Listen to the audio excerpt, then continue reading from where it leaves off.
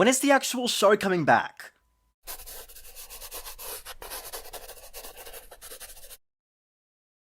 Hello people! Welcome back to the channel. Some of you may know that I'm Australian, and I am super proud of it. There are so many things that justify that, but one of the big ones is Bluey. This is a preschool show that first premiered on October 1st, 2018. It focuses on the everyday antics of the Healer family, Mother Chili, Father Bandit, 4-year-old girl Bingo, and the titular 6-year-old girl Bluey. Despite being a preschool show, this show has people of all ages enjoying it, primarily families. Kids love it for being a charming show for their demographic, and adults, especially parents, love it for tackling super serious subjects that relate to their lives, which ultimately makes them sob. Now, I was super late to the Bluey craze. Being Australian myself, I was already aware of it, but I was 13 when it first premiered, so I didn't pay attention to it. But then, people older than me were recommending the show to me. Not just online, but in person too, which I was surprised about given the target audience. I did check out the first 3 episodes one day, but I didn't go back to it for a good chunk of time. But just from those 3 episodes, it was already one of the most charming shows I had seen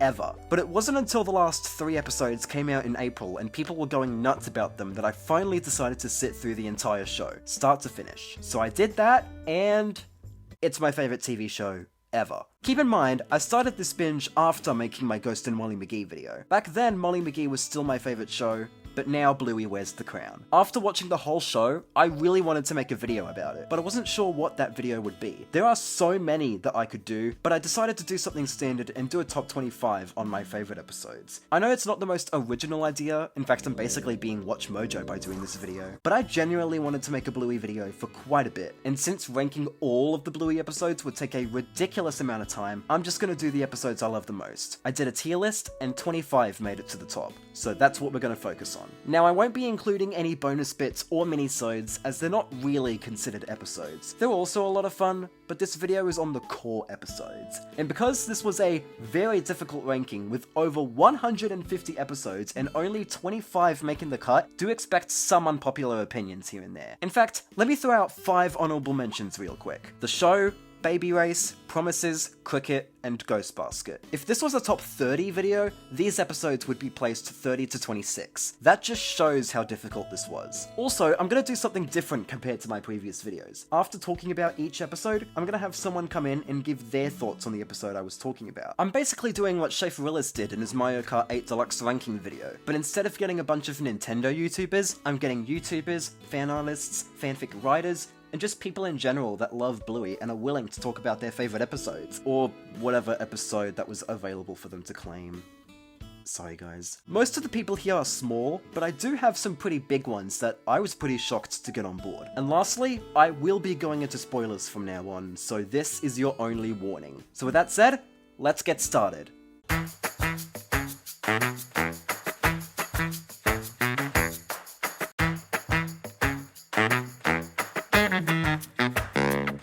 '25. Turtle Boy. Oh, I remembered where I came in. Something I love about Bluey is when they make a regular sounding episode with a normal premise, only to have a really heartwarming or heartbreaking element to it as you watch it. Turtle Boy is one of those heartwarming examples. At first, it's a standard episode where Bingo and Bandit go to the park and Bingo finds a turtle plush that she plays with. Bingo wants to take the plush she calls Turtle Boy home, but Bandit tells her it might belong to another kid and that taking it home isn't the done thing. Better leave Turtle Boy here. Oh, why can't I take him home? It's not the done thing, mate. His owner might be looking for him. Okay. But when they leave, another kid and his mum shows up and also plays with Turtle Boy. It's the same as before, but with one big difference. Oh wow, someone must have left him. Yeah, you can play with him. The kid is communicating with his mum through Auslan sign language because he's deaf. I was blown away when I first saw this. Bluey has a lot of representation, and Turtle Boy has representation of deaf people in Auslan. There's actually an Auslan translated version of this episode which no other episode has. And seeing the Auslan interactions makes me smile because not every show has this sort of stuff. And this kid, whose name is Doogie according to the credits, I hope I said his name right, is a fantastic showcase of kids with physical disabilities still getting to live a happy childhood. And I absolutely love it when Bingo is finally given the decision of taking Turtle Boy home, but decides not to in the end, unknowingly allowing Doogie to continue playing with him. I hope Turtle Boy's owner comes back soon. What's that? I don't want him to be lonely. I may not know Auslan, but I do know that this episode has quite a lot to love. Also, why isn't Turtle Boy here an actual plush? Seriously, I would pay good money to have at least 10 of these on my bed. What? I collect plushies. I'm not afraid to admit it. This episode's segment's guest star is CommanderKraZy. Hey guys, I just watched the Turtle Boy episode of Bluey again, and I loved it. It was a great episode. They go to the park, and the kid's like, "Woo, Turtle Boy!" And then the owner never comes back, but the love keeps going around. So this really does bring up the moral and ethical problem of, should the owner come back? No. It's bringing more people joy if the owner doesn't come back. Also, how do these kids both go to the park every day, but at different times? And are they the only two people there? I have questions, and I don't think Big Brother is gonna be answering them anytime soon. Anyways, I did really like the episode. It was really good.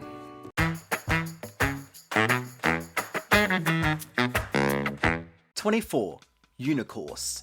This episode is one of the show's funniest. Bluey can't get to sleep, so Chili tries reading a story to her, only for Bandit to play a puppet by the name of Unicourse to unleash chaos. Honestly, it's the humour from the titular puppet that puts this on the list for me. Every time I watch this episode, I laugh. Unicorns! I can't see the page! And why should I care? Don't spoil the ending. Why not? Because Bluey hasn't heard it. Why should I care? Even the title card has me in stitches. This episode of Bluey, unfortunately, is called Unicourse. Chili is not looking forward to having Unicourse included in storytime. Unicourse does all sorts of stuff to interrupt the story, from spoiling the ending, I won't spoil the ending. Where she makes shoes. Unicorns! to dancing to music, I feel so good at dance. to having a lawyer trying to sue Bluey for supposedly injuring him by simply touching him, My back, my neck, my back and my neck. I just tap you on the shoulder. Whiplash! Whiplash! Call my lawyer! Oh, let me handle it. Yeah, watch it, mate. I'll have to get a little pokey. Okay, as your lawyer, here I go! The pieces are all there, and it's one of the rare instances where an annoying voice can work with the character. But I think we all know the cherry on top moment this episode has, to the point where it even has a daily upload Instagram account for it. Unicorns? What's your favourite food? Children. Oh. Imagine showing that clip to someone who has never seen Bluey. Unicorns? What's your favourite food? Children. Oh.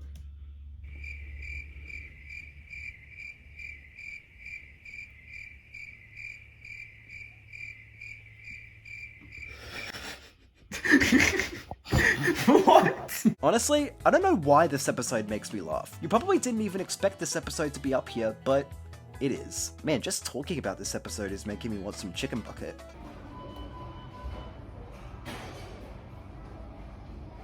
I'm not rich, okay? This episode's segment's guest star is Daily Unicourse Favorite Food. Hey everyone, Daily Unicourse here, and as my name suggests, Unicourse is my favorite episode of Bluey. This episode had me dying from the start to end, and it's just that the way Bandit portrays Unicourse is just completely funny. He's chaotic and just completely unhinged throughout the entire episode, and he just does everything in his power to ruin story time and just kill the vibe. And that line, "What's your favorite food?"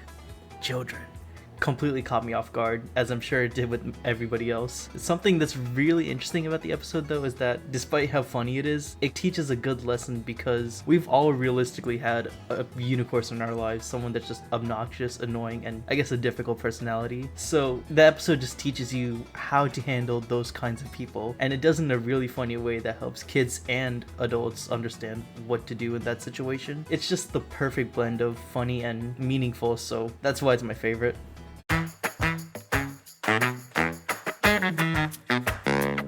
23. Hammer Barn. OMG, it's Bunnings Warehouse! Okay, no, not really. Though, they did turn certain Bunnings locations into Hammer Barns back in February 2024. So... OMG! I really like this episode. I always love whenever Bluey shows what Australia has to offer, and this episode shows this universe's iteration of Bunnings. I've always enjoyed, and still occasionally enjoy, going to Bunnings, and this episode got a lot of things right. The dozens of aisles, the garden centre, the display of coloured paper, even small details like Bluey and Bingo eating sausage sandwiches is nice, because they sometimes do sausage sizzles there. And... wait a minute. If sausages exist in this world filled with anthropomorphic dogs, including sausage dogs, what do they call hot dogs here? Are they still called hot dogs, or are they called something else? Are they called hot humans? Sorry, back to Hammerbarn. The episode isn't just accurate, it's also pretty funny. Hey mate, where are your pizza ovens? All 300 left at the fake grass. If you hit a flamingo, you've gone too far. So how many BTUs has this one got? It's probably another Bluey. Bluey, relax! She's taking my husband! Jeez, Bluey, calm down, mate. It's just a gnome. Much like Unicourse, I can't understand why I love this episode so much. I guess I was just impressed with how the show was able to incorporate Aussie companies into their show. And as an avid fan of Australian representation, this episode really had me intrigued all the way. So I had to put it on the list. This episode's segment's guest star is FozFozBear21.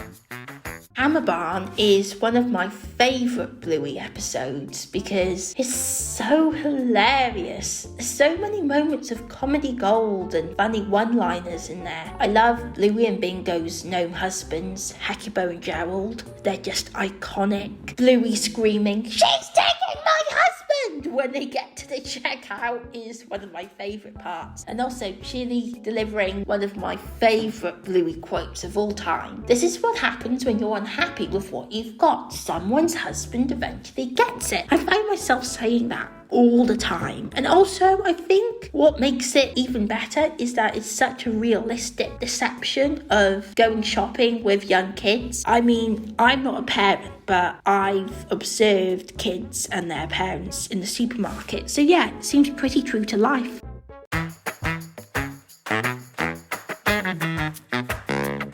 #22. Stumpfest. This was a pretty wild episode. Who would have thought grown-ups in a preschool show could act so wild? And also drunk. Honestly, some of the funniest stuff in the show can come from the adults in this show, and this episode is just an example. I always found it hilarious that everyone in this episode was in their own world. The girls are doing a nail salon on a stump. So, been up to much? No. Oh, that's very interesting. The dads are losing their biscuits tearing off stumps. Oh, you've almost got it! You've almost got it! Now! And the mums are actually tipsy. Oh, leave that poor stump alone. You're the one who wanted it gone! Oh, yeah, that's true. I want to put it in a fish pond. Oh. Not gonna lie, I actually missed that detail when I first watched this. I am stupid. Also, I just realized something. If Stripe and Trixie are here alongside Muffin, where the heck is Socks? Did they just forget about her? Did they get her a babysitter or something like that? Or was she in the healer house, just not outside the entire time? Don't think about it too much. I also really liked the message that different ages have their own way of having fun, which I find super relatable. As a kid, I had all these kid interests, but now, as an adult, I have monetizer-friendly adult activities. And with how crazy this episode gets with the cheering and the rock music, I immediately found this to go on my favorites. I don't have much to say, but I like it. Also, am I the only one who thought those glasses at the end weren't filled with alcohol, but rather filled with piss? This episode's segment's guest star is Gilbert.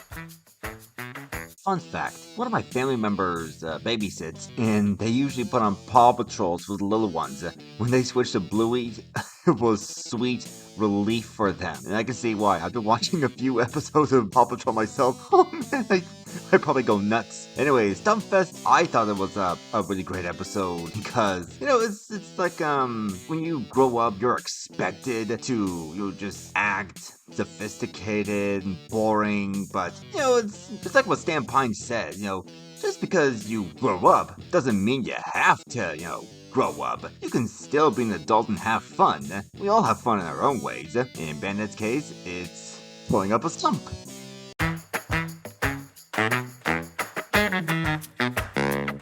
#21. Bumpy and the Wise Old Wolfhound. This episode has the longest title, but a fun story. First of all, this had me hooked the moment I found out it was a mini-movie made by the healers for Bingo when she's in the hospital. I've always enjoyed making these kinds of videos, and if you've watched my early years on YouTube, which I'm gonna take a wild guess and say none of you have, you'll know that I started with these low-quality videos. I mean, I was a kid, like actually a kid, but whatever. And I also relate to Bingo here because I recently had to go to the hospital for the first time as well, and I was terrified. But this episode has a bunch of other good stuff as well. The bloopers that they keep in the video are funny. Why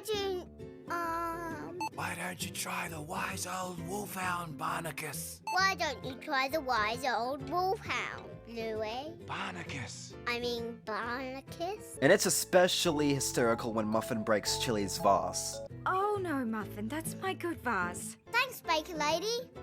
Was that alright, Dad? Go up, Bluey! Oh, Muffin. We can edit that bit out, right? Too late, mate. The story that the movie tells about Bluey's character Barnacus wanting and finally getting a puppy, which for the world of Bluey is kind of odd, only for it to get sick, is pretty creative, as it ties in with Bingo being sick in the hospital. And the message that everyone gets sick in their lives is really important. Oh, everyone gets sick sometimes, not just Bumpy. Being sick is just a part of life. I absolutely love that Bluey can tackle these kinds of messages even in the first season. I want to talk to your writers. Oh wait, Joe Brum is your writer. Joe Brum, I want a word with you. Overall, it's one of the strongest episodes to come from season 1. This episode's segment's guest star is Wing.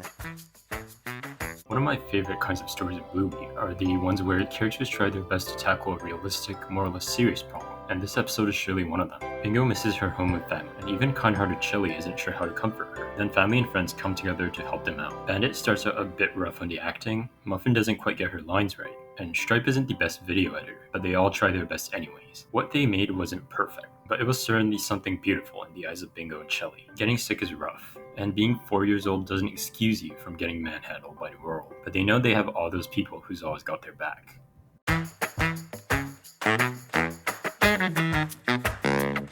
20. Space. Remember in the Turtle Boys segment when I said that Bluey can make a regular sounding episode with a normal premise only to have a really heartwarming or heartbreaking element to it as you watch it? While Turtle Boy was a heartwarming example, Space is a heartbreaking example. This just starts out with Rusty, Jack, and Mackenzie playing a space game trying to get to Mars, except Mackenzie keeps running away, wanting to be left behind. I want to pretend that you leave me behind, and I'm all alone. Why? I don't know. This episode is one of those episodes that gets us shocked by tackling serious themes. In this case, abandonment. Mom? Mom? When I first saw that Mackenzie had a traumatic memory of feeling he was abandoned by his mum, I was speechless. This and 2 other episodes are episodes that had me at a loss for words. Like a lot of people, I couldn't believe what I was watching, and it makes the ending with Rusty and Jack coming back for him even sweeter, showing that he doesn't need to go back to that memory and can move on with the people that care about him. Mackenzie! You made it back! Yeah! And there were aliens! No way! Yeah, loads of them! Wow! Seriously, how does the show does this? This is impressive! What an overall emotional but amazing time. This episode's segment's guest star is a cartoon guy called Jay. This episode tells of abandonment, which is something that no one ever wants to experience in their life. But some people have had that in their lifetimes, whether it be getting lost in a big place other than home, straight up real abandonment, or even dreading learning that you were adopted as a baby story. Despite all of that, it can easily be saved by one thing that matters most: family. Your mother, father, brother, sister, stepmother, father, godmother, father, grandmother, father, aunt, uncle, cousin, and even your adopted parents will understand. But there's also another factor that played out in the episode: friends. If you have any kinds of friends that you can tell this to, then do it. They will hear you out if you got anything serious on your mind. If one of them is abandonment, they'll be in your life to comfort you if you can't get parents and or siblings into the mix. Just always keep in mind that you're not alone.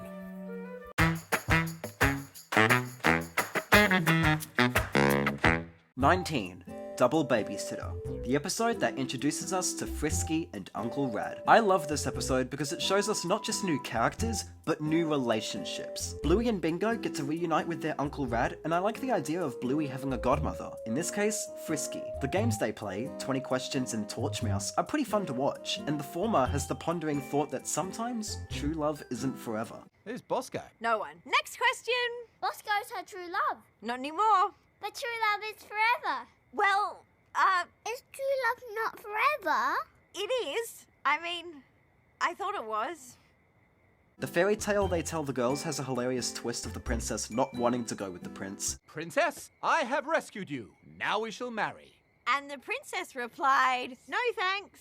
What?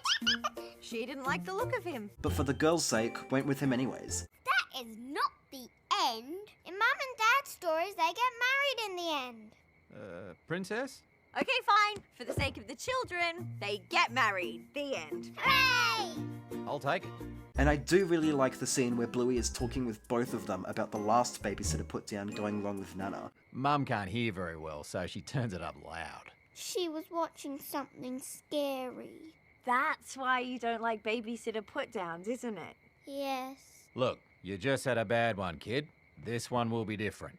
We promise. The ending is definitely my favourite scene, with Rad and Frisky chatting and Bluey notices with a smile, hinting at a relationship that would eventually get stronger. It really does amaze me what this show can introduce us to and get us to like in a short amount of time. I mean, that's two characters introduced in the same episode, both of which became likeable as all these characters are, and hinted at further character development that would ultimately lead to a major plot for a special episode.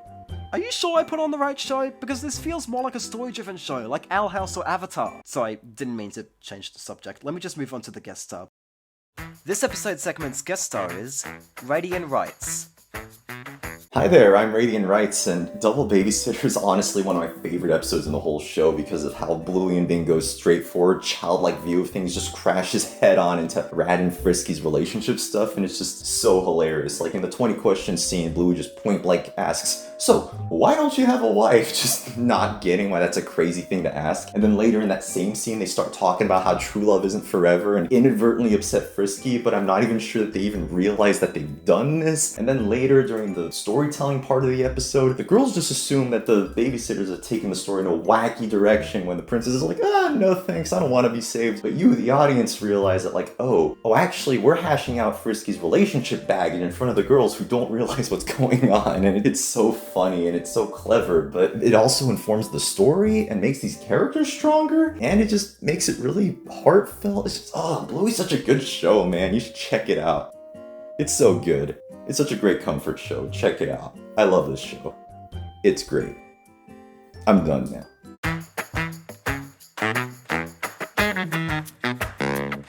18. Rain. This is one of those instances where Bluey gets experimental. This is a mostly silent episode where it's raining and Bluey tries making a dam out of all sorts of things. The only lines in this episode are in the beginning. Bye, Dad! See you later! See you, Bingo! Not even the title card is said.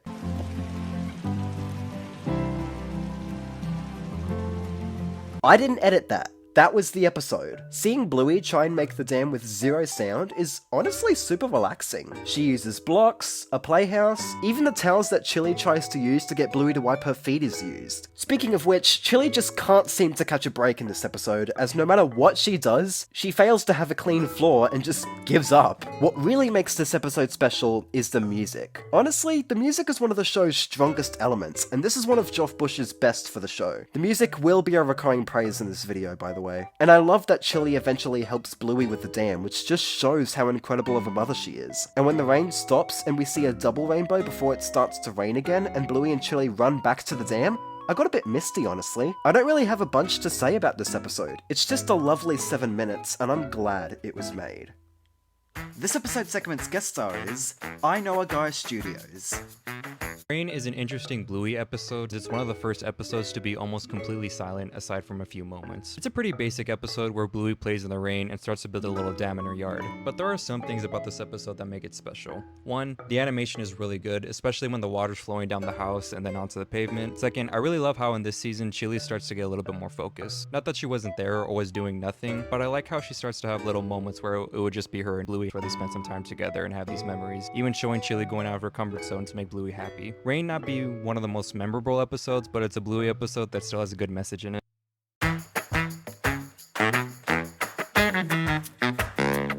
17.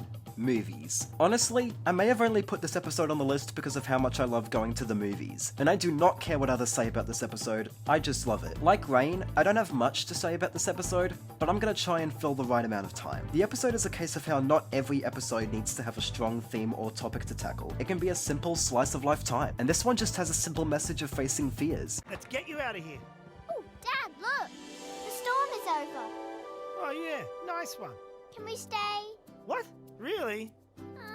Yeah. Also, I really like that the movie they're watching is a musical. I wish I wasn't different. Oh man, the songs. I wish I were the same. I'm just letting my musical loving self speak. But the true highlight of this episode is Bingo. Bingo is my favourite character in the show. She is funny throughout the entire episode, and it also has another simple message of being yourself, which is what the movie they're watching is teaching. You can find the magic pine cone, Chunky. You just have to be yourself. Be myself? Yeah, be yourself. The episode is simple, sure, but how can I not love an episode that has Bingo doing this? Bingo, you're a true comfort character. Also, Bingo!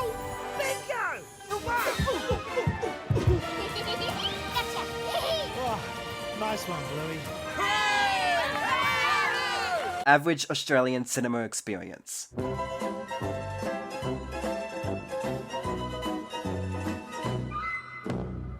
This episode's segment's guest star is JLamb1. The way the movies incorporates both Bingo and Bluey's perspective is pretty clever, managing to show the two contrasting personalities in a single episode. Movies was interesting for me personally because I relate to both Bluey and Bingo. I used to be very sensitive to things I perceived to be scary, but also wanted to go explore and play around. When the movie paralleled real-life circumstances Bluey and Bingo were facing at the time, it hit close to home for me. I always found comfort in media where characters are both relatable and encouraging. It's helped me quite a lot over the years, and still to this day. As a kid, and even more so as an adult, I've always felt different and wondered why I couldn't just be like everyone else. This episode of Bluey helps kids and even adults realize that, yes, yourself may be different, but that it's okay, because there's no one else quite like you.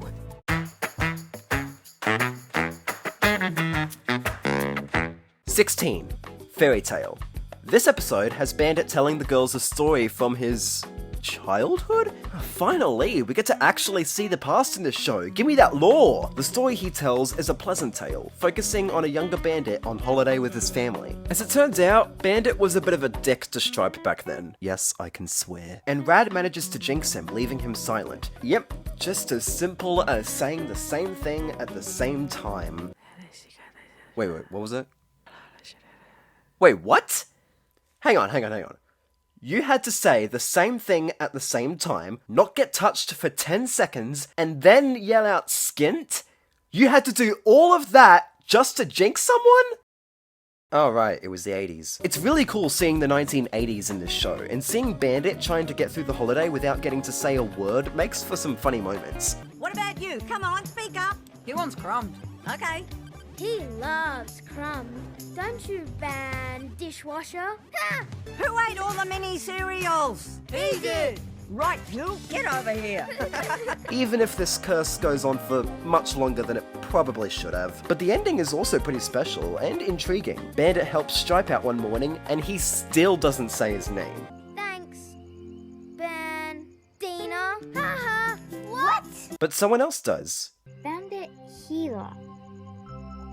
Is this your hat? Yeah, we get to see how Chili and Bandit met. At least from Bandit's perspective. Don't listen to him, it wasn't me. Don't listen to her. It was. Well, look, it might have been. We did used to go on holidays to that caravan park. Case closed. But I've got no memory of that happening. Sorry, Chili, but I'm on Team Bandit for this one. And I really love it when Bandit says this. Is it true or not true? I need to know. Well, I guess you have to decide. Do you believe in fairy tales? I mean, after watching this episode, I might as well believe them now. Once again, this episode has nice messages, great music, and a charming, wholesome feeling that I get every time I watch this show. Plus, now I know not to get jinxed. Trust me, it happened before and it was hard to get people to say my name. Now, can we please get an episode about Chili's past? I don't care how depressing the idea is, I just want it to happen. If not, then I guess there's always fanfiction. Okay, maybe not. This episode segment's guest star is Dalmatian Lass 13. It's hard to imagine for children that their parents also used to be children at some point, and that they lived in a whole other world different from their own. But as the world keeps changing around us, so do we. And Bandit tells us a great example of his personal growth in form of a fairy tale. The story is about a mean brother, him, who got punished for picking on his younger brother, Stripe. Him admitting he was not a good person when he was young is something that unfortunately not every parent can do, be it out of pride or shame. But more so, it shows that Bandit can own up to his misdeeds and share his experiences with his children. The 80s being a wild place is something a lot of adults can relate to. The culture clash displayed during the storytelling, like the jinxing, shows the different customs that were present during that time and just how much has changed over the span of 40 years. Interestingly, Chili being part of said story was denied by said person, who claims to not remember it happening. Then again, memories aren't always accurate, especially when A, one half finds it embarrassing, and B, when both halves are adults and memories are hazy. As a wise psychonaut once said, memories are just a show we put on inside our heads. It's how we remember them that has significance. In the end, Bluey and Bingo, as well as the viewers, learn a valuable lesson about bullying and the consequences it leads to, but also how we can own up to such mistakes and how karma always catches up to you eventually. By telling that story, Bandit wants to set a good example for his girls, and seeing how close Bluey and Bingo are, I would say he's done just that.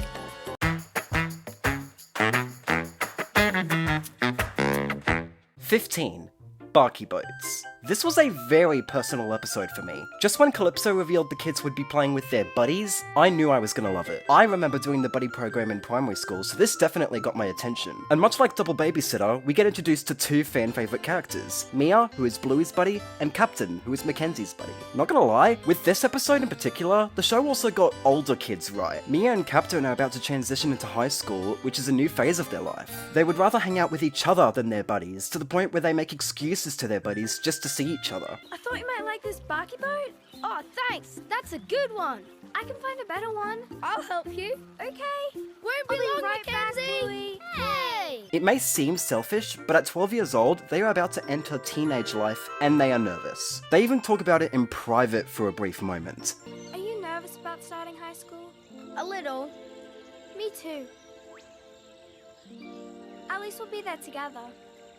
Yeah, I'm gonna say it. These two are adorable together. Are you shippers happy now? And it's also really lovely seeing Bluey and Mackenzie getting along better as well. These two have a bit of a friendly rivalry, and to see them having fun together is a welcome addition. Hell, Bluey even gives Mackenzie a hug before going back to the fairy garden. See ya, Mackenzie. See ya, Bluey. Mackenzie, you're supposed to hug back. And also, I'm sorry to those that prefer Jean-Luc, but I'm on Team Mackenzie. I mean, I gotta choose a side, I'm sorry. It's one of the most relatable and personal episodes in the show, and I always end up tearing up at Bluey's fairy message at the end. And also look after Mia when she goes to big school, even though she isn't scared. And make sure she doesn't forget to come and play with me. Kiss, kiss, kiss. Hug, hug, hug. God, I miss my childhood. It's just a super strong episode that makes the show itself better. Good luck in high school, you two. You're gonna need it, trust me. They need to make a comeback. This episode's segment's guest star is Rather Decent Stories.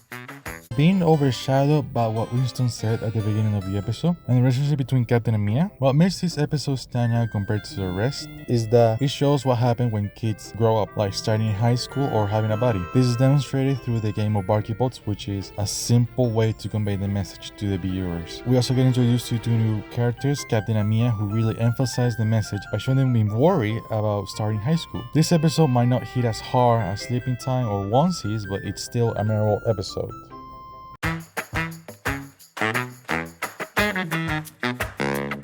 14. Curry Quest. This was such a clever one. This episode is primarily about Bandit and Bingo doing a curry swap with the Border Collies, and Chili is explaining to Bluey what a quest is. The sequence of events that Chili tells coincides with Bandit and Bingo's journey, and it actually fits really well. But it wouldn't be a Bluey episode in this list without some big theme. In this case, temporary separation. Bingo, you get to go to the airport tomorrow. Airport? I'm not going to the airport. Yeah, you are. Your dad just told my dad he has to fly to work and he's gonna be gone for ages. What?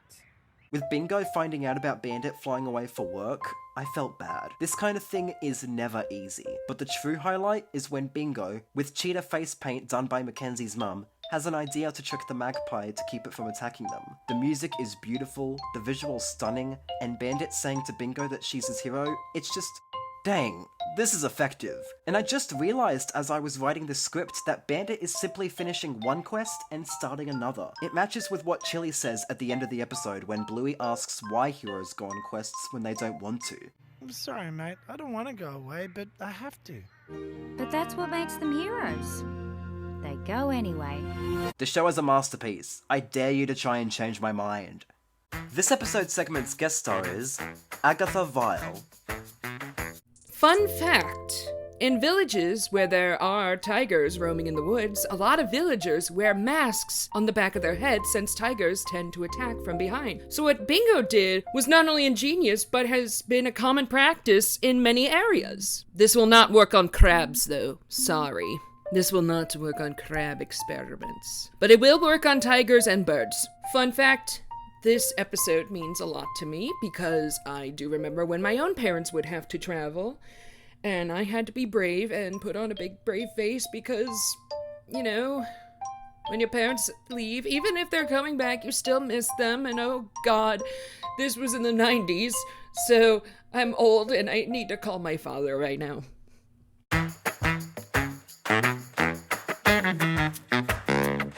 "13. Copycat. Oh, man. Oh, man. Huh? Huh? Are you copying me? Are you copying me? Oh, boy. Oh, boy. Huh, this seems like a pretty simple episode. Bluey plays copycat with Bandit that they even do on a walk. Okay, I know what'll happen. Bluey will learn a valuable lesson about not copying people as it is rude. Hey, Dad, stop. It's a bird. But it's on the ground. Is that an injured bird? It'll be okay, right? It's at the vet. Surely it'll live, right? It's at the vet. They always manage to heal animals, so surely... I'm sorry. It's bad news, I'm afraid. The little budgie died. Oh, okay. What? Did this preschool show just have an animal dying? This had me thunderstruck. This isn't the first season, by the way, and they just tackled death. And the most surprising thing is that they tackle it maturely and perfectly. Bluey reenacts the events with Bingo as the budgie and Chili as the vet. And when Bingo does her own thing in the end, Bluey doesn't mind because some things, like death, are out of our hands, which is what Bandit tells Bluey on the car ride home. I don't want the budgie to have died. I know. Me neither. But there's nothing we can do. It's out of our hands. This isn't how you wanted the game to go, is it? No. That's okay. There's nothing we can do. It's out of our hands. This show handles death better than I can. That's incredible for a preschool show. What the heck? There are a ton of details in this episode I really like, but I do want to bring up my favorite. The vet is voiced by Stephanie Bendixson, also known as Hex, from Good Game and Good Game Spawn Point. It's clever how managing that one resource, your electricity level, has been made so stressful. Oh, thank you. Come here, little one. I'll get him to our vet. I can't unhear that now. I used to love those shows as a kid. You better have Barjo on for season 4. Make it happen, Ludo. This episode's segment's guest star is Studio JLamb. Good morning, I'm JLamb, and I love Copycat for so many reasons. Copycat not only breaks the rules of children's entertainment in the best ways possible, but is also full of honest, important life advice to all ages. Hey kids, sometimes things die. And that stinks. But also there are ways to move past that grief. You don't have to define or confine yourself to it. And adults, remember that what you say and do around others, especially kids, is often imitated and learned from. So do your best to be a person who does good, because maybe somebody else will see your good and do their own good. So, yeah, I really like Copycat.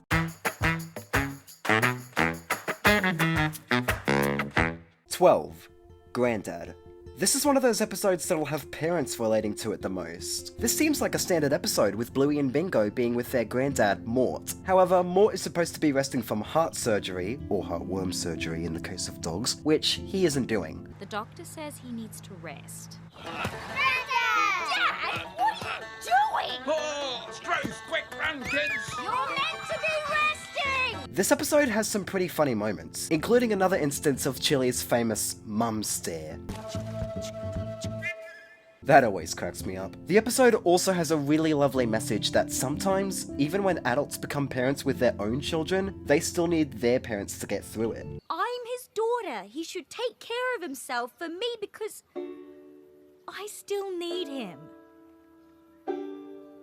That's something that I find to be overshadowed by other important stuff in life. Heck, I'm still living at my childhood home. I really gotta make some money. Plus, the story is engaging, the music is once again spectacular, and the ending is really lovely as it shows a brief flashback with Chili as a kid with her dad. That was a long time ago. No, it was yesterday. It's a lovely image that gets a lot of us crying. I mean, personally, I just see this as a really lovely image that only makes my eyes slightly water. But it's still a lovely moment, okay? Please don't hate me. Fun fact, in Australia, the last Sunday of October is Grandparents' Day, and this episode aired on October 25th, 2020, which is Grandparents' Day 2020. So I just find that a really cool fact. I always enjoy watching this episode, and I will continue to do so in the future. This episode segment's guest star is Brian Hull. Granddad is such a special episode of Bluey. On the surface, it just looks like a fun experience with Bingo and Bluey running through the forest and hanging out with Granddad, but on a deeper side, you still see how much of an impact that parents have on their adult children. I'm sure at that age, I'm not there yet, so I can't speak from experience, but I'm sure at that age, you see that your kids have grown up, you think that your job is done and you don't have to worry about them anymore, and you can basically do whatever you want. He doesn't want to do these things that Chili is encouraging him to do, but then throughout the episode he realizes how much of an impact he still has on Chili's life and how important it is to do these things. And also it's a reminder of how fast life can go. So stop and enjoy the time you have with your loved ones while you can, because every memory, no matter how mundane or boring, is precious.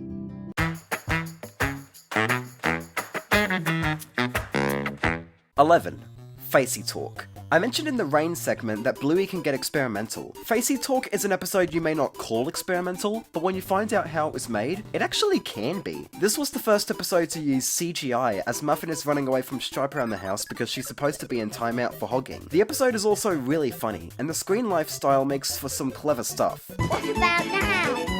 Ah, not clear, not clear! Ah! Good gravy, what's going on? Uncle Stripe is chasing Muffin. Classic Stripe. But even if it didn't have that, this episode would have still made me laugh hard. Hey, that's my ukulele. You lended it to me. Yeah, but that was ages ago. I'm still playing with it. Then why is it under your bed, Muffin? Seriously, you gotta return that ukulele eventually. It's Bluey's. But then when they show Stripe and Trixie getting into an argument about parenting, the episode gets serious. I'm handling it! It doesn't look like you're handling it. Guys? Time out? We don't do timeout anymore. What? Since when? I read a blog. You didn't tell me. Again, simple premise, serious topic. We don't get to hear all of their conversation, but thankfully they do reconcile, at least for the time being. But this episode still has that lighthearted and chaotic energy you can expect from Muffin and Socks, and the CGI is especially impressive when Stripe's phone is thrown up and down into the pool. My phone!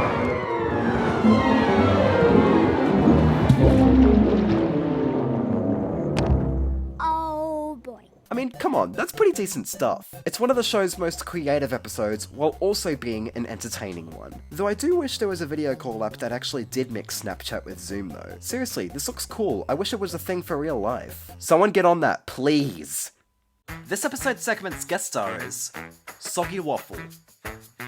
So Facey Talk is about a video call between Bluey and Bingo and Muffin and Socks. The main message of this episode is to share and not hog, which isn't a new topic for the show to cover. The very first episode of the show, Magic Xylophone, also covers this message. What's cool about Facey Talk though, is that it also gives us our biggest insight so far into Stripe's family. Throughout the show, we've seen that Bandit and Chili are very collaborative in parenting and do everything together. And in Facey Talk, we see that Stripe and Trixie parent more independently because Stripe's work keeps him away from home. And Stripe actually mentions that he thinks Trixie is hogging all the parenting. In the end, the episode shows that both Stripe and Trixie's way of parenting and Bandit and Chili's way of parenting can be effective because Muffin gets a timeout to discourage her bad behavior. So yeah, those are my thoughts on Facey Talk. Thank you for having me, Ben. Alright, we're now in the top 10 people. Let's get to it.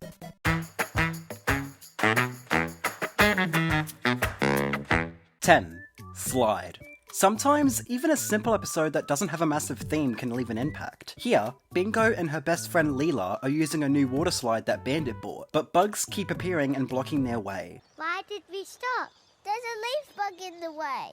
Aww, she's so cute. You have to be more careful, Leafocus. It's kind of nice that they don't want to harm the critters and just simply move them out of the way. Even the ants. I hate those things. And this also allows for some great comedic bits.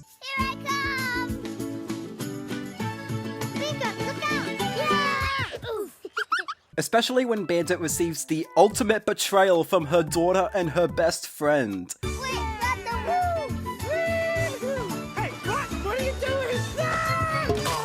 Oh, that's got to hurt. Speaking of best friends, it's also really nice seeing fan favorite character Leela again. She's another one of my favorite characters, and her appearance shows how much her friendship with Bingo had strengthened since her debut episode. More on that later. But the best part is when the caterpillar appears on the slide, and when it is saved from Bandit's wrath, it becomes a butterfly. And this leads to one of the most beautiful endings in the show, as it lands on Bingo and Leela's hands before flying off.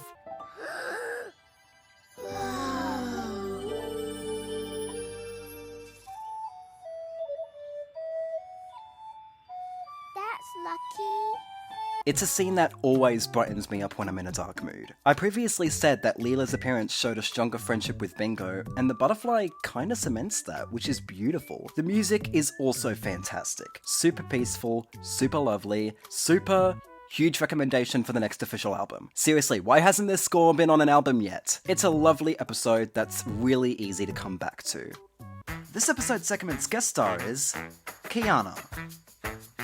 In the episode Slide of Bluey is a gentle gem that celebrates friendship, empathy, and the magic of noticing the small things. Centering on Bingo and her bestie Leela, the episode starts with pure joy, a new water slide. But when bugs begin to cross their paths, the girls invent a game called the Bug Inspector, turning play into a lesson in compassion. It's a beautiful metaphor, slowing down to protect something fragile, even when excitement tempts you to rush. The emotional payoff, a beautiful butterfly landing on their joined hands the next day, a quiet visual reward for their kindness. It dives into this beautifully, highlighting the episode is layered with storytelling. From the vibrant animation in the Slide episode to the sweet clips in it, it's clear that this episode isn't just adorable, it's quietly profound, as it points out that this episode might be one of the most emotional resident episodes of season 3. In short, Bingo and Leela remind us that kindness can be playful, and noticing the little things,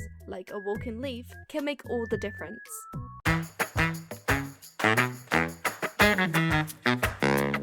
9. Flat Pack. This is one of the show's deepest episodes. Kids may see this as a simple episode of Bluey and Bingo pretending to be different animals while Chili and Bandit are struggling to build a porch swing. But us adults see this as the show teaching us about the evolution of life. This is an insanely clever episode because with Bluey pretending to be Bingo's mother and Bingo saying that she's now a certain age as their game goes on, it's essentially showing different phases of life. But keep pretending you're still my baby frog dog. No. Pretend that I've grown into a toddler frog dog. Oh, okay. Ribbit. Childhood, teenagehood, adulthood, and eventually death. With all the other stuff around them evolving too, with bubble wrap water, cardboard land, volcanoes and caves, and finally, foam futuristic buildings. The parents provide them with everything they need while trying to build the swing, and at first they are struggling to get the job done and are squabbling about it. But upon seeing the girls playing, they are even prouder of who they are. Bluey and Bingo's creators. Oh, look at them. Yeah, little tackers. We made them. This allows them to continue and finish the job with love and support, and the ending is one of the show's most beautiful episode endings, with Bluey now acting as an elderly mother saying goodbye to her grown-up child as she starts blasting away on a spaceship before walking to her parents on the now-built swing, symbolizing the end of life, culminating with Bandit saying this. This is heaven. How they managed to pull all of this off alongside clever and charming jokes and sensational music in just 7 minutes is beyond me. This episode had me laughing, smiling, and crying in that amount of time, and I just can't believe this show exists to give me experiences like this. It's an episode that, despite only being my number 9, needs to be studied more. It truly deserves to be one of the greats of Bluey. Plus, how could I say no to an episode with this joke? The cartoon dog says to put some cardboard down underneath first. I'm not taking advice from a cartoon dog. How do we tell him? This episode segment's guest star is PhantomStrider. Let's review the Bluey episode Flat Pack. I'll give you one guess what it's about. Well, yes, it is about assembling a flat pack, but it's also somehow about the evolution of the human species. Oh yes, I'm serious. We start the episode with Chili and Bandit facing the challenge anyone who's been to IKEA faces, having to go through the day-long task of assembling the furniture you bought. I know I should be focused on the way Bluey and Bingo play out the stages of evolution, but I'm honestly most fascinated with how authentic this flat pack assembly feels. The careful Stanley knife swipe, opening the pack, figuring out if the shiny part is meant to face up or down, or if it even matters. Bandit says it doesn't matter what way the part faces. As someone who's assembled dozens of these blasted things, oh it does, it really does. They'll be pulling it apart and reassembling it in 5 hours when they realize Chili was right. Anyway. Bluey and Bingo are very cleverly tossed all the parts for the flat pack to work their way through a very basic animal evolution. It's a fun way to educate kids on science and a nice allegory for adults. Although they don't start out as microbacteria, they do start out as fish and then frogs. Then they use those weird toilet paper roll things assembly packs come with as tails for being lizards. And oh, I feel Chili and Bandit's frustration with this flat pack assembly, because that's all I remember from IKEA furniture. Not the end result, just the unrelenting anguish and agony of assembling them. Not to mention the parts we're missing and the inevitable breaking of it in the process. Then the girls cleverly move on from being lizards to T-Rexes. 200 million years to go before we hit Homo sapiens, yet I'm still pretty confident the writers can do this in a 7-minute Bluey episode. The Bluey team knows their stuff.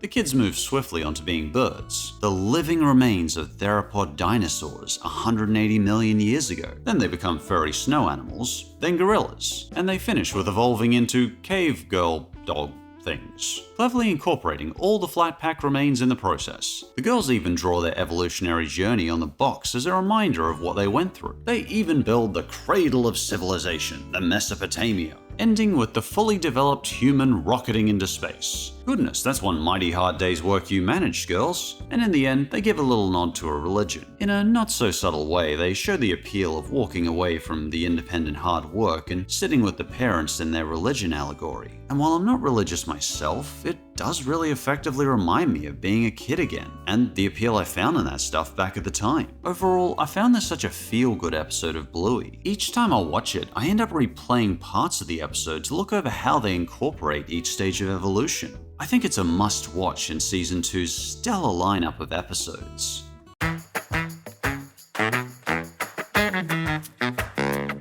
8. Bedroom.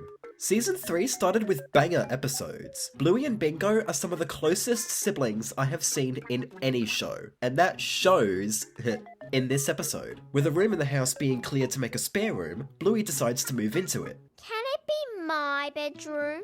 What? You two want to change bedrooms? No, just me. I'll move into this room and Bingo will stay in that room. Then we'll each have our own bedroom.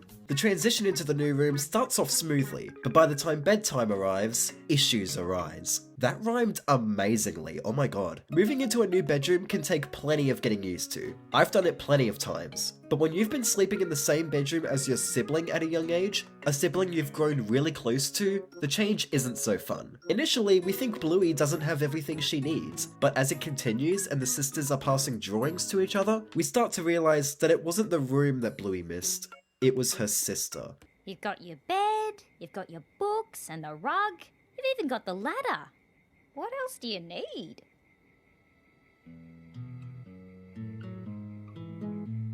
How about one last message? It's a super lovely display of how much they care for each other because it shows how far their relationship has come since the show's beginning. And it all comes together in the episode's final shot of them sleeping in the same bed. Does she miss her old room? No.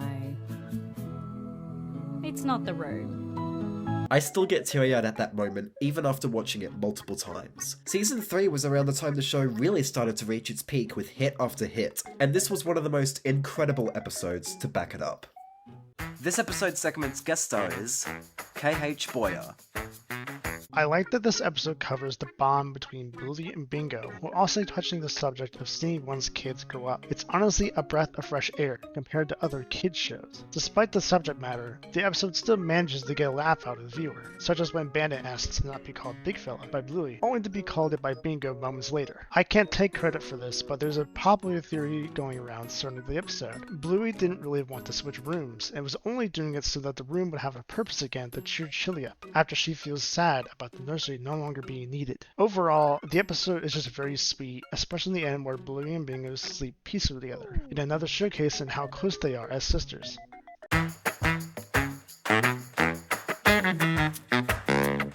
7. Onesies. Okay everyone, we're finally here. Happy now? This episode was one of the biggest surprises the show has given us. Here, we are introduced to Chili's sister, Brandy, who apparently hasn't seen her nieces for 4 years. She gets them onesies. One's a zebra, and the other's a cheetah. Bluey wants the cheetah one, but it doesn't fit, so she gets the zebra one. Can you make my cheetah onesie fit me? Sorry, Bluey, if it doesn't fit, it doesn't fit. Aw, but I really want the cheetah. It's not meant to be, kid. Okay. But Bingo becomes one with her cheetah onesie and acts like a cheetah, which is apparently something that happens to her whenever she has a onesie. What a funny concept, getting away from a cheetah Bingo. This sounds like a harmless episode. There's something Auntie Brandy wants more than anything as well. But she can't have it, and there's not really anything anyone can do. I came for a good time. Now I'm here for the sadness. Yep, this episode deals with the subject of infertility. I could not believe what I was watching. I started tearing up right there, and like a lot of other serious topics, they handle it real maturely. The rest of the episode is also really sweet. Hey, Bingo! Wow. Ready? 1, 2, 3.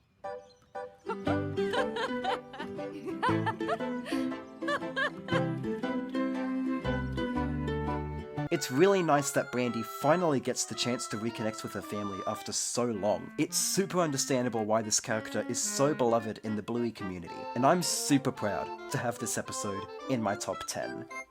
This episode's segment's guest star is Neon Pink Greyhound. What makes Onesies stand out for me is its brave choice to forego a traditional happy ending. In most films and TV shows, we're often presented with the idea that if you work hard and do everything right, good things will come your way. But real life doesn't always work out like that, and this episode reflects this beautifully. Even though Brandy doesn't find a happy ending in this episode, there's something deeply touching about how it portrays her beginning to rebuild her relationship with Chili. When we face challenges like infertility, the instinct can be to withdraw and protect ourselves from further pain. But the episode gently suggests that healing comes from letting love in, not shutting it out.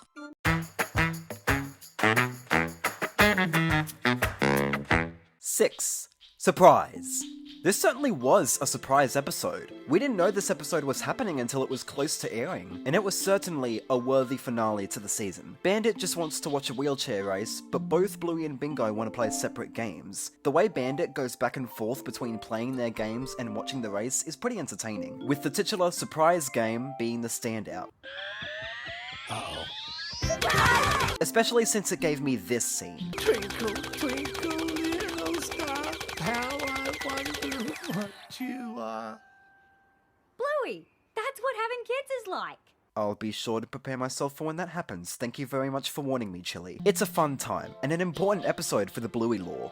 Literally. But I know what you guys want me to talk about with this episode, and I'm gonna do just that by telling a bit of a funny story. Despite being the latest episode at the time this video is out, this wasn't the last Bluey episode I watched. The Sign was. I was binging the show on ABC iView, and because The Sign was a special, it wasn't grouped with the rest of Season 3. I mean, I knew Disney Plus had The Sign grouped with the rest of Season 3 over in the rest of the world, so I assumed iView did the same, but no. So after watching Ghost Basket and seeing the For Sale sign at the end, I was excited to see this story arc beginning. Yeah, I already knew what the sign was.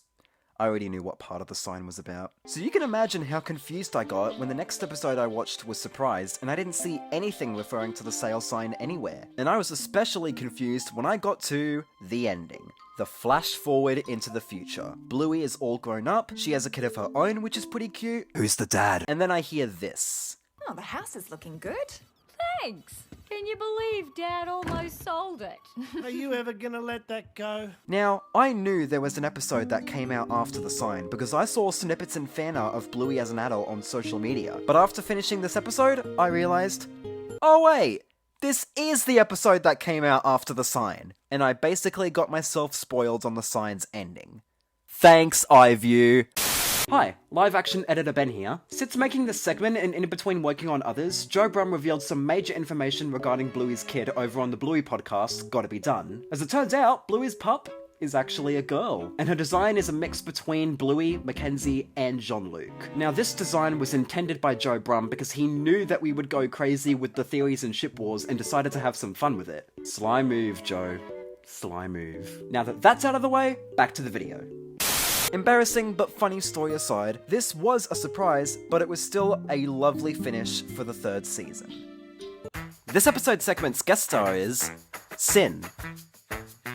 Hi everyone! So, like every episode in Season 3, this episode is adorable, funny, wholesome, just plain fun to watch. I think very highly of Bluey, and I truly do think it's the best pre-K show of all time. I love the introduction to Bluey and the possibility of her having kids someday in this episode, especially since that circles perfectly into the ending. My favorite joke is definitely Bandit going into fetal position and Chili going, "Bluey, that's what having kids is like!" I mean, that's just hilarious. My biggest takeaway from the episode, and I think everyone else's, we see Bluey grown up with a pup of her own and seeing Chili and Bandit have grown up alongside her. Definitely a big surprise since it really felt like the sign was made more of like a season or even a series finale. But I really like having this season end with Bluey grown up. I think it sets up new scenarios and storytelling possibilities, introducing her as an adult and as a parent, and I'm excited to see what they do with that in future seasons or in the film for that matter. How we might see her reflect on how her parents raised her, or how they might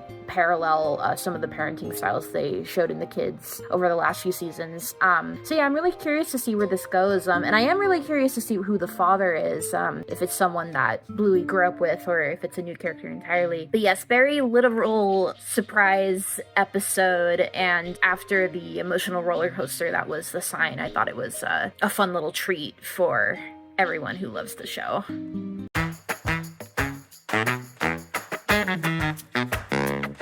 5. Daddy Drop-Off. This episode has Bandit doing a drop-off to the girls' respective schools, the main one being Bingo. There are some fun moments throughout, such as when Bingo forgot her jumper and Bandit tries to ask her if she has it, but he has to do it through a phone call game. I'm trying to find out if Bingo left a jumper at home. Well, I'm trying to have a shower. It's just that we'll have to turn back if she's forgotten it. And when she doesn't have it... biscuits! He said it! He said it! I love it when they say that. The theme of this episode is the ripple effect. A ripple effect is a situation in which one thing causes a series of other things to happen. Kinda like a game from Telltale. When they get to Bingo's school, Bingo wants Bandit to do Wind Up Bingo. He eventually agrees, and both Bluey and Bandit are glad that they did it. I'm glad you did play it. Yeah, me too.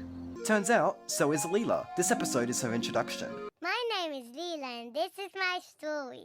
And she gets super shy upon entering her new school. But when she sees Bingo power down from the wind-up and asks Leela to wind her back up, they have fun being wind-up toys, and Leela says this. Bingo is my friend now.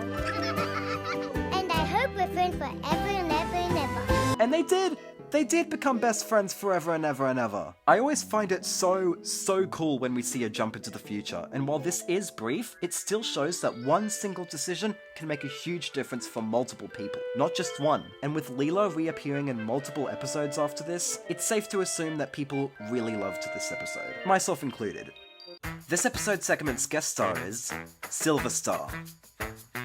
One of the things I love the most about the show is the sheer variety it offers. So many episodes offer new concepts, which draws in a range of audiences. Daddy Drop-Off is one of those episodes. Narrations are in common in Bluey, but the way it's handled in the form of a new character, Leela, is absolutely flawless. You get an insight to a kindy child's thought process, and people who had difficulty making friends when they were kids absolutely resonate with this character. Seamless transitions allow the viewers to easily follow the plotline whilst avoiding info dumping. The usual heartwarming side of Bandit being the great father figure he is and making his family happy is always a welcome addition to any episode of Bluey. And I haven't even talked about the playful bantering between Bandit and the girls. The episode shows how terrific of a father Bandit is. He reaches the perfect blend of trying to take things seriously but also doing his best to make his daughters happy, both of which the patriarch excels at. Shows a level of patience I could only marvel at. Beautiful showcasing of the butterfly effect follows as the little wind-up bingo game Bandit played led to Leela making her first friend, Bingo herself. Tears were most certainly shed at the final part, showing that these two girls remain friends for their entire lives. Daddy Drop-Off overall shows that even the smallest thing can have the biggest, most life-changing effect on anyone.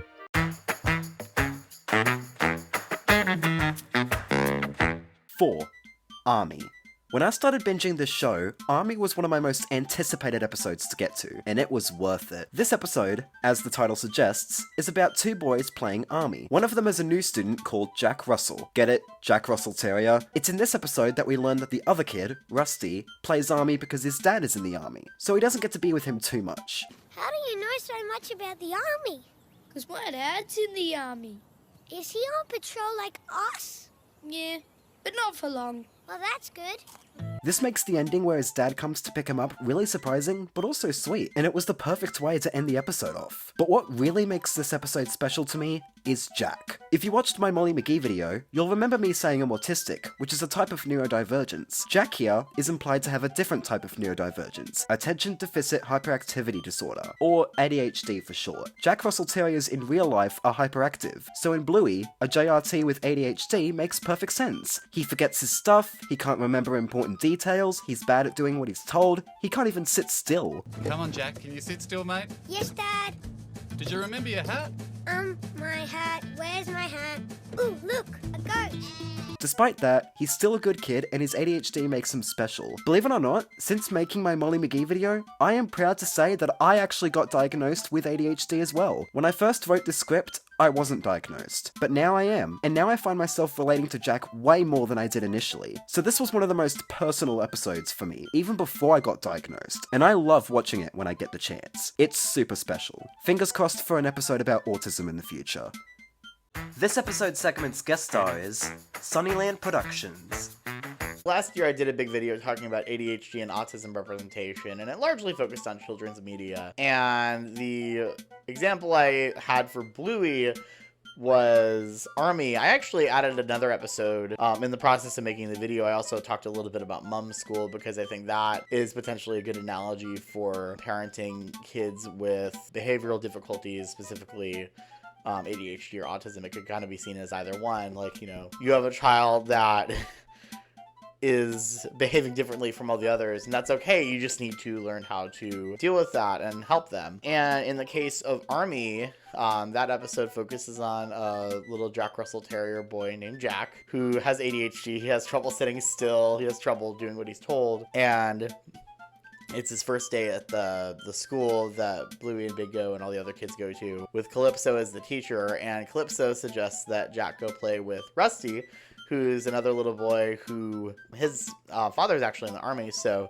he enjoys playing army. And this ends up really helping Jack learn how to kind of manage his ADHD and figure out how to hone in and focus on things. And he doesn't think that he can actually do it at first. He's like, well, I don't think I'd be good at doing what I'm told. But then he gets into it and he ends up really being able to, enjoy the game that he's playing with Rusty and apply himself. And I love how the show really celebrates that victory of being able to do it after thinking that you can't. And I certainly can relate to that feeling of it took so long to sit down and do something. It's like I actually got it done and it turned out great, and I'm very happy with that. It was, I know exactly how that is, because it can be very hard to focus sometimes, especially when your brain's running 100 miles an hour. So I love Bluey. I love it so much. I love how they handle things like this. It's just, it's never overwhelmingly like preachy or anything. It's just so well done. I love it so much.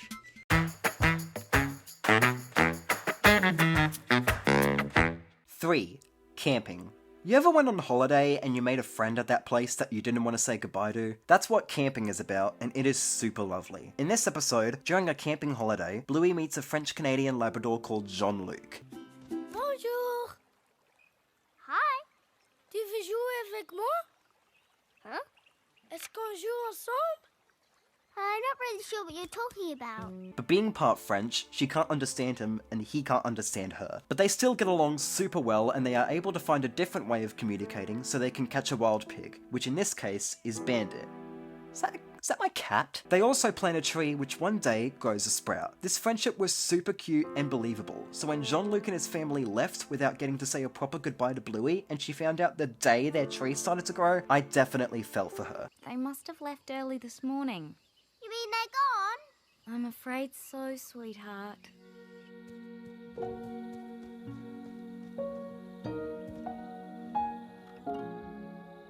But then, during the world's longest bushwee, geez Bingo, how much did you drink? Chili says this to Bluey. Sometimes special people come into our lives, stay for a bit, and then they have to go. But that's sad. It is. But the bit where they were here was happy, wasn't it? Yeah. We caught a wild pig together. Maybe that makes it all worth it. This is a really lovely message. Some people we only get to be with for a short time, but the time we do have with them will stick with us. And one day, you may actually get to see them again. Will I ever see him again? Well, you never know. The world's a magical place. Whoa.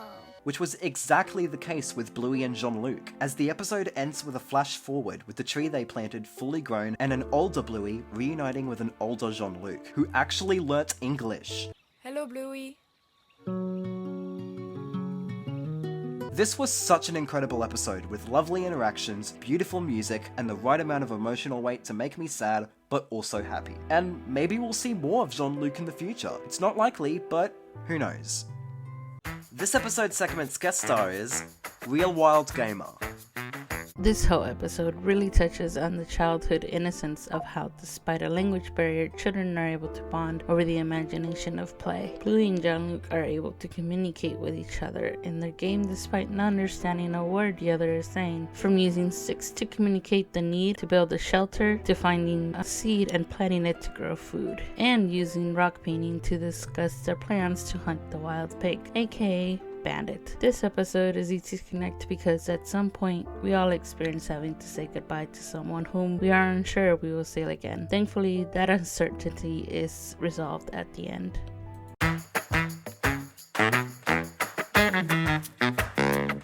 2. The Sign. The special that has been built up and hyped up, and the result, a pitch-perfect special that wasn't just an episode. It was an experience. Bandit's got a new job offer, one that'll make the family richer.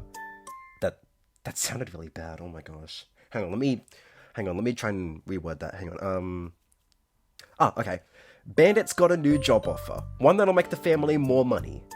I mean, it's what they say in the show, but I still don't feel right. We'll just go with it. But this unfortunately means the healers will have to move to a new city. Bluey and Chili are sad about it, while Bingo doesn't realize what it's about. But before they move, they have Rad and Frisky's wedding to pull off, which goes off the rails, and it's up to Chili and the healer girls to save it. This special episode goes for 28 minutes, almost half an hour, and there are so many elements that work that this is actually going to be a longer segment of the video. How ironic, huh? Storylines that the show had built up in previous episodes come together in this episode. Whether it be the butterfly from Slide causing an actual butterfly effect, to Bucky Dunstan appearing physically after being mentioned in Dragon, to Aunt Brandy from Onesies coming back pregnant, beating her infertility, they have really been building this episode up, and it all pays off. The story is super engaging and beautifully well told. It utilizes a story known as The Old Man Lost His Horse, which teaches us that good or bad luck can happen whether we like it or not, but sometimes a bad outcome can result in a good outcome and vice versa. This happens throughout the journey to find Frisky, with occasions of good luck and bad luck happening throughout the episode.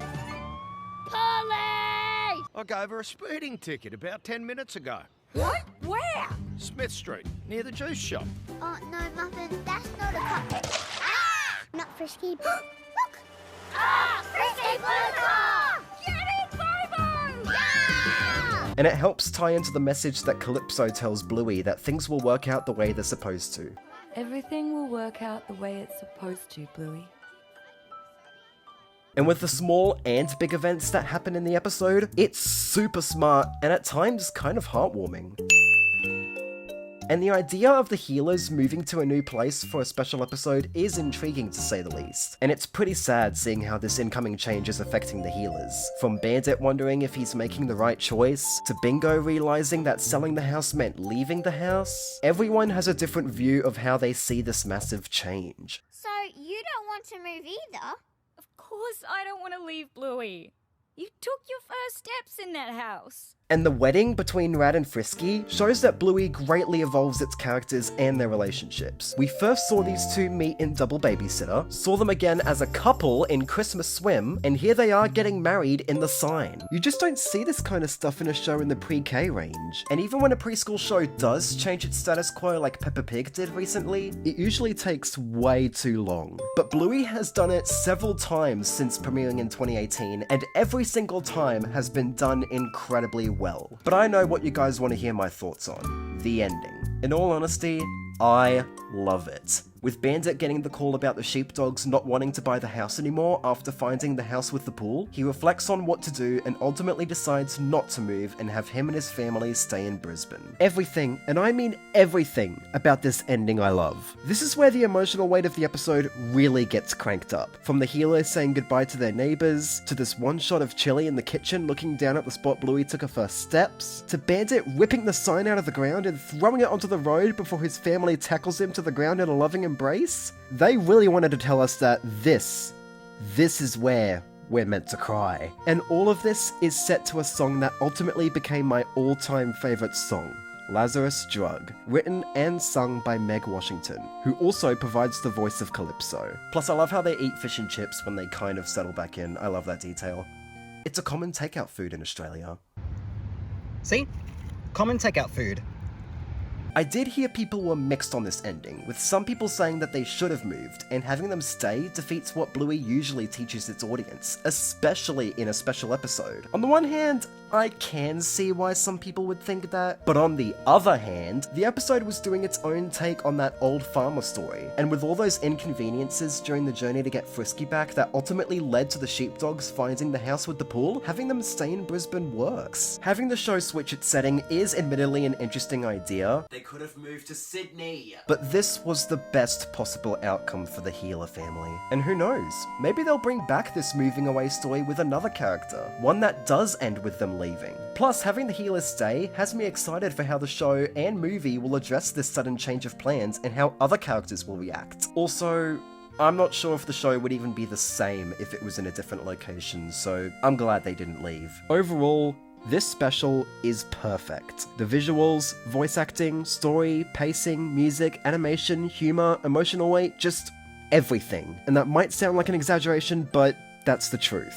Believe it or not, It was around the time this episode was about to make its way to the public that intrigued me to finally check the show out properly. And I am so happy that I did, because I fell down one of the biggest rabbit holes I ever fell down in recent memory. And despite this only being the second best episode in my opinion, that doesn't make it any less perfect. I know I'm using the word perfect a lot, but it just shows how much I love this episode and this show in general. I have so much more I could say that I could make an entire analysis video on this episode, and trust me, I might do that to explain this episode's perfection in much greater detail. I heard that this episode was sort of like a test to see how audiences will react because they expressed interest in making a movie, and that test worked really well because a theatrical, yes, theatrical feature film was announced back in December, set to release in August 2027. And I also hope they make more specials like The Sign, because this was lightning in a bottle. Joe Brumm, you have bowed out of the show in the best way possible. I can't wait to see what you're cooking up with this movie. And while The Sign isn't my favorite episode, it was one of the easiest second places in my life. It was simply legendary. This episode's segment's guest star is the Hammerbarn Project. Why hello, I have three gentlemen here, including myself, from the Hammerbarn Project podcast. I'm Brendan. I'm Frank. And this is Marty. And yeah, well... Our experience of The Sign. Our experience of The Sign, yeah. Intense. Intense. We got to see it in the humble brag. Not really very humble. Got to see it in Sydney for the world premiere. Yeah. I guess. I still can't believe that actually happened. Got invited, got to meet Joe and the family and Dan Brumm and some of the people who really make the show tick behind the scenes. Amazing. And you're biased, Brendan. You were I'm a little biased because I cannot believe these are words that are coming out of my mouth, but I got to do a voice in the episode. I play Sheepdog number 2. And Bucky Dunstan, that scallywag real estate agent, tries to sell me a house without a pool, and I won't have it. But the whole episode, but the rest of the episode, of the episode is actually, Apart from that sheepdog, really amazing. Good. No, I think I remember us saying like it's beautiful to see the way that you can make Bluey at any length. Yes. It's not like you just have to tie together 7-minute bits. And make it. It just has a full flow. It's a beautiful story. So, we were all tied up about the fact that the Bluey, the Healer family could be potentially leaving and starting So up something. emotional. Because they could do it. We know that Ludo could potentially do that. It's not like they wouldn't. They've done so many things like that. So, we were so on edge like everyone else, and it's just like just an emotional powerhouse. Will I ever watch it without crying? I don't know. No, I don't know if not that will yet. ever happen. No, it hasn't happened yet. As a dad, watching the bit where Bandit just like breaks down, pulls out the sign, You're and Chili just comes in, and like kids come in, and They like, stumble that's a just, little bit, and then they run. and they're pulling the, and they pull the mat back out, and yeah, it's just an amazing. No words. Oh, Frank's emotional gone. He's out. experience. Get the tissues. But it's a Amazing. beautiful story. Wonderful episode. The best. Now how about that for a guest appearance? Anyways, we are finally at number 1, and judging by the episodes we have covered, I think you can already figure out what the top episode is. But before we get to that, there's something I want to do first. At the very start of the video, I gave honourable mentions to 5 episodes that were the closest to making the list, but didn't quite make it. I want to quickly talk about 2 of those episodes, my personal favourite and the favourite from a poll I made on the video's Discord server. And I'm kind of nervous that these 2 episodes didn't make the list, because these 2 episodes are big fan favourites. My personal favourite of the mentions is Cricket. This episode has gotten a massive appreciation and is frequently cited as one of the show's best. I think it's slightly overrated. Don't get me wrong, I love it too. It has nice messages, great music, and a charming coming-of-age story about Rusty and his love for the titular sport, to the point where he grows up to be a famous cricket player, which I think is awesome. Objectively, there's nothing wrong with it, but every time I watch the episode, I just can't figure out why I can't bring myself to call it one of my favourites. It might be because I didn't grow up playing cricket, or that this is a storyline I've seen a few times, but it's still amazing, and if you grew up playing the sport, I can totally see why this would be your favourite episode. Hell, this and The Sign are the only 2 Bluey episodes to have their own Wikipedia pages. Oh well. The other episode I'll give a special mention to was voted on by the other guests on the video's Discord server. After a day of the poll being open, the most voted episode was Baby Race. This episode is another fan favourite, and for good reason. Much like Granddad, it's not really an episode for the kids, it's more for the parents, showing themes of postnatal depression and showcasing moments that every parent can relate to. And it has two of the most emotional scenes in the show. Bella telling Chili she's doing great, which is angled in a way that she's also talking to the mums and dads watching, and Bluey finally taking her first steps towards Chili. I think the reason why I didn't connect with this episode as much is because, well, I don't have kids, which I find strange because several non-parents have cried at this episode, and while the sweet moments are definitely sweet, they didn't really tug at my heartstrings the same way the episodes on this list did. Yeah, I'm tricky like that. Otherwise, this is a brilliant episode. Same with Cricket and the other 3 honourable mentions. They just aren't my favourites. Please accept that. So without further ado, allow me to reveal my number 1 favourite episode in all of Bluey.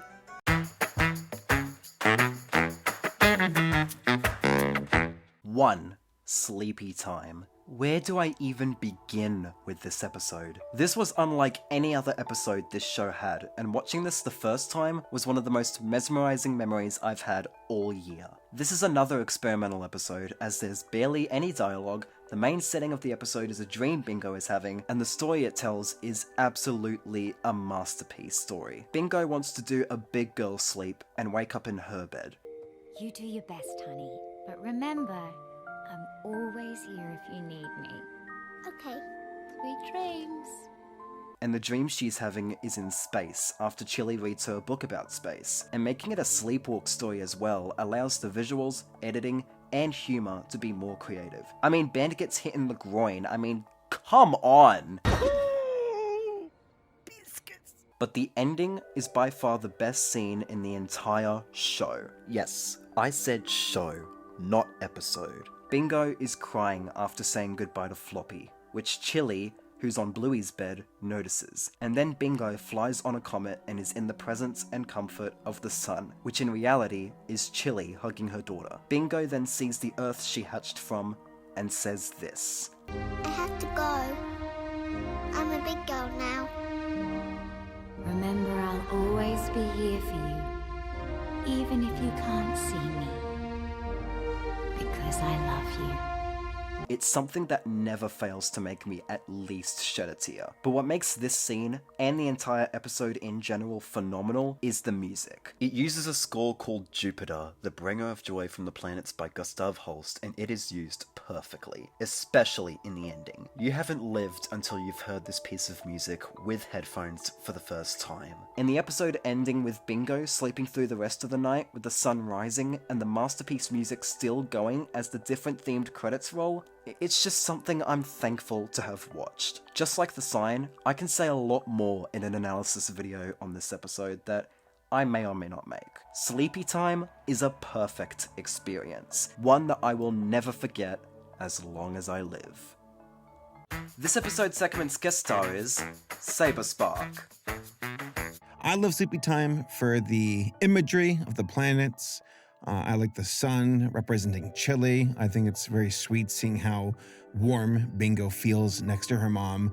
Just the overall episode is just very endearing, kind, and heartfelt. And just throwing a little bit of astronomy on top of that for good measure. Excellent episode. And that, at long last, concludes the ranking. When I first started watching this show, I just saw it as another cute animated show just made and set in Australia. But as I kept watching, I was getting more and more invested. And by the time I caught up with it, I entered quite the phase. I started rewatching episodes constantly. I was diving into the fandom and seeing some wonderful stuff by talented people. Contributed to that fandom by making my own fan works of Bluey. I collected plushies of the characters. I read some of the books. I played and beat both of the video games. I saw Bluey's Big Play live, which was amazing, and I actually hosted a watch party with some of the guests in the video. I went to Bluey's World all the way in Brisbane, which was spectacular. Went to a freaking Meg Washington concert, as well as getting noticed by her a few times, and finally made this behemoth of a video. In fact, this video has actually changed my life in a way. It helped me break out of my editing block, it allowed me to reach out more with confidence, and I ended up making some amazing friends that I really hope I get to meet in person someday. Speaking of which, I want to thank all of the guest stars of this video for helping me make this video possible. The main reason I made this as a collaboration video is because this is a show that has become a worldwide phenomenon for a good reason.